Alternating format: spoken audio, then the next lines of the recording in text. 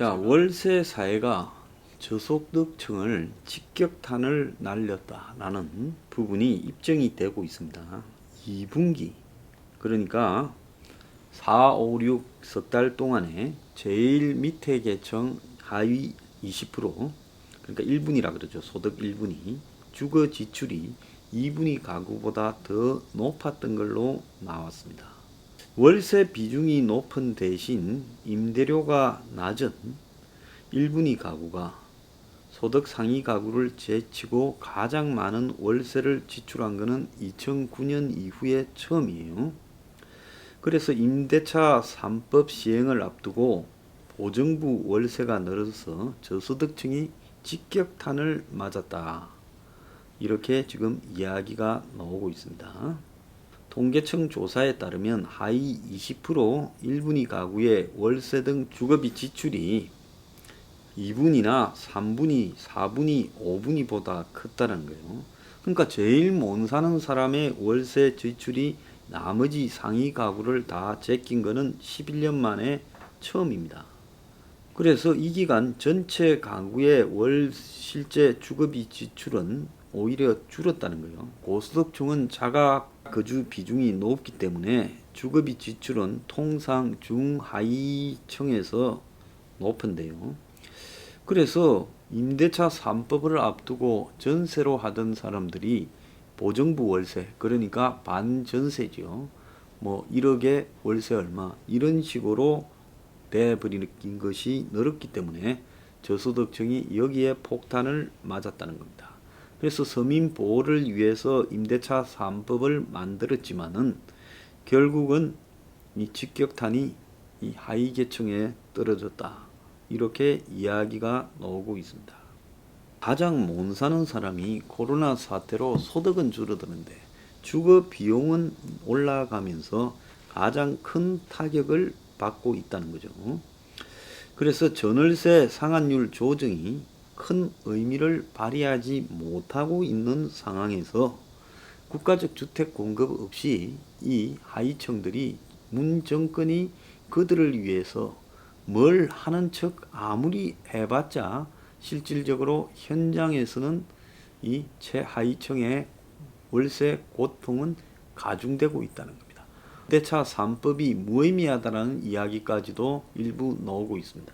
주인들이요, 지금 임대차 3법을 의식해가지고 다 내보내려고 하니까 서울 반포에서 전세로 살고 있는 A씨는 자녀 학교 문제 때문에 다른 동네로 이사를 갈 수 없어서요.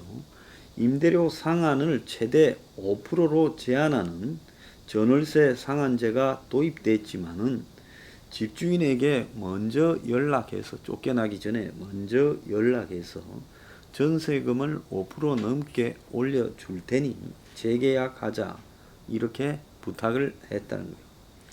집주인이 찝찝해 했지만은 하도 간절하게 말을 하니 그렇게 하기로 해서 A씨가 처음에 입주할 때 시세보다 저렴했던 전세 보증금 14억을 시세 수준인 17억 5천으로 25%나 올려서 전세 계약을 다시 했다는 겁니다. 그래서 세입자가 스스로 5% 상한선을 넘겨 재계약하는 경우가 지금 속출하고 있다는 거예요.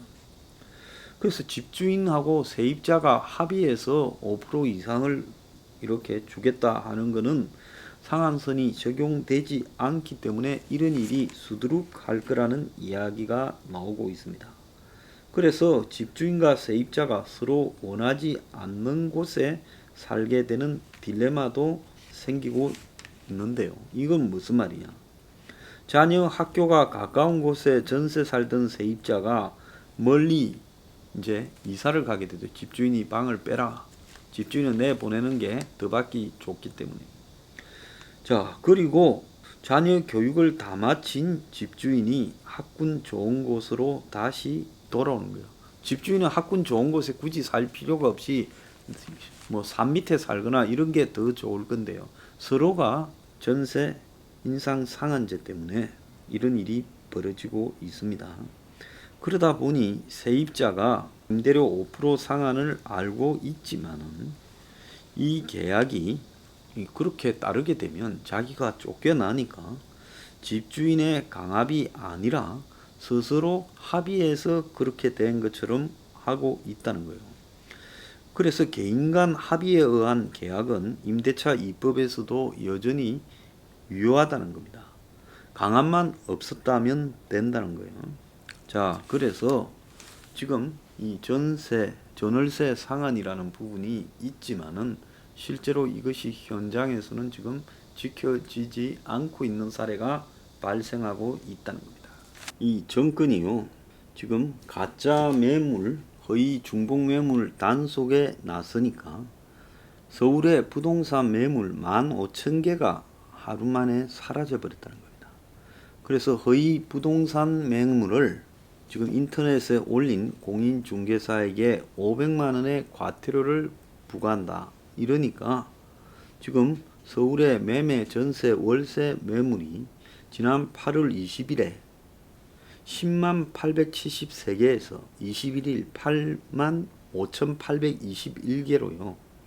하루 만에 15%가 감소했고 사흘 만에 26.5%가 감소했다는 겁니다. 그래서 매물이 이렇게 크게 사라져 버린 이유는요, 지금까지 올라있던 매물의 상당수가 거의 과장 중복 매물이었다는 거예요. 그래서 이 값싼 미끼 매물을 올려놓고 찾아가거나 전화하면 그때사 그거는 벌써 나갔고 좀 비싼 게 있다, 이런 식으로 간다는 겁니다. 그래서 전세가가 올려놨던 전세가보다 2, 3억이 지금 높은 게 예사라는 겁니다. 그리고 전세 매물이 많은 것처럼 있었는데 가보면 전세 매물이 10%나 20%밖에 없다는 거예요. 실제 올라있는 전세 매물보다요. 그러니까 지금 전세난이 번져 있고 월세가 심각하게 올라가고 있어요. 전세를 구할 수 없으면 결국 반전세로 가게 되는데, 그 반전세로 가게 되면 결국은 그것이 전세 때보다는 훨씬 높은 이 비용이 나가게 되는 겁니다. 그리고 허위 매물을 단속하니까요, 집값도 실제보다 2, 3억이 높은 경우가 지금 나타나고 있다는 겁니다. 그리고 매물도요, 6, 70%가 사라져 버렸다는 겁니다. 이 정권의 지금 임대차 2법이나 또 이 전월세 상한 같은 부분이요, 굉장히 지금 올 겨울에 이제 내년 신학기를 앞두고 이사철이 시작되지 않습니까? 내년 봄까지.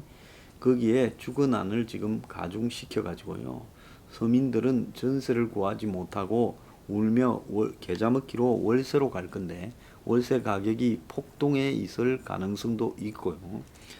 자, 그리고 또 허위 매물 단속이 실제로 지금 이 아파트 이 전세나 월세 매물 가격의 인상의 효과로 지금 나타나고 있다는 겁니다.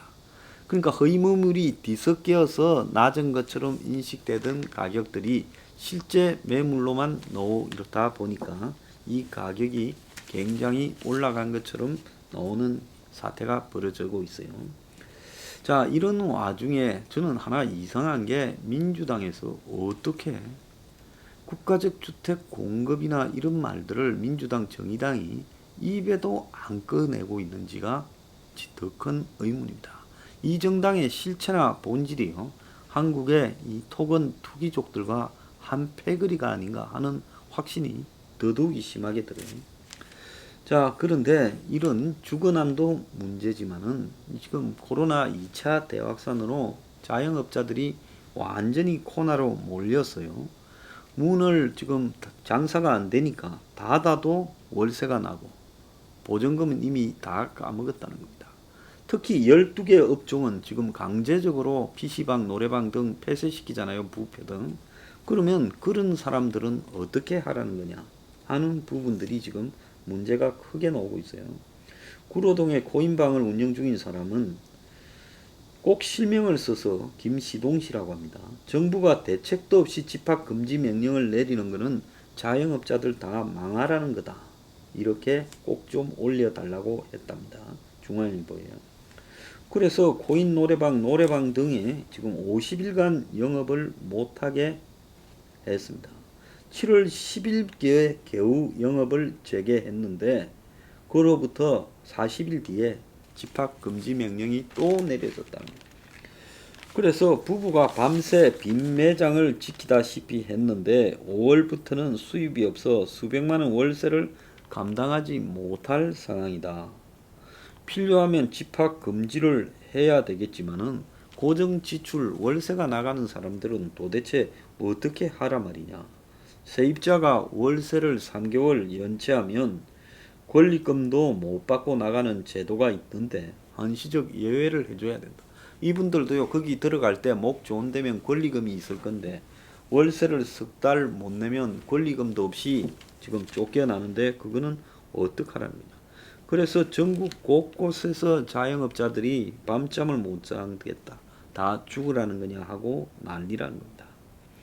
그래서 통계청 조사에 따르면 전국 소상공인 48% 304만 명이 수도권에 있는데 대구를 중심으로 코로나가 확산되었던 2월보다 수도권을 확산된 요즘이 소상공인에게 더 위협으로 다가오고 있다는 거예요. 2월 달에 지금 셋째 주에 확진자가 이제 나왔는데 그래서 이 서비스업 매출이 40.5%나 줄어들었고 그 이후에도 20-30%가 줄어들었고 지금 예년 수준을 회복하는데 3개월 걸렸다는 거예요.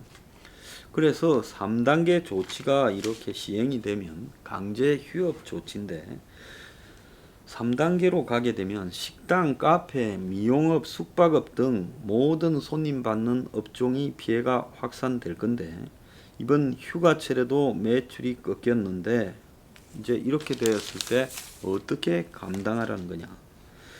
대구에도 지금 잠시 활발해지다가 또 손님이 지난주부터 끊겼고 대전에도 제과점에 2월 닫았던 가게 문을 다시 열려다가 한 사장은 또 포기했다는 거예요. 한 달 매출이 3천만 원이던 가게가 지금 60% 이상 매출이 줄게 되며 임시로 가게 문을 닫았다가 종업원 7명을 내보내고 그런데 문을 닫아도 월세가 500만 원씩은 나가기 때문에 이러면 이제 가게 문을 완전히 닫는 수밖에 없다.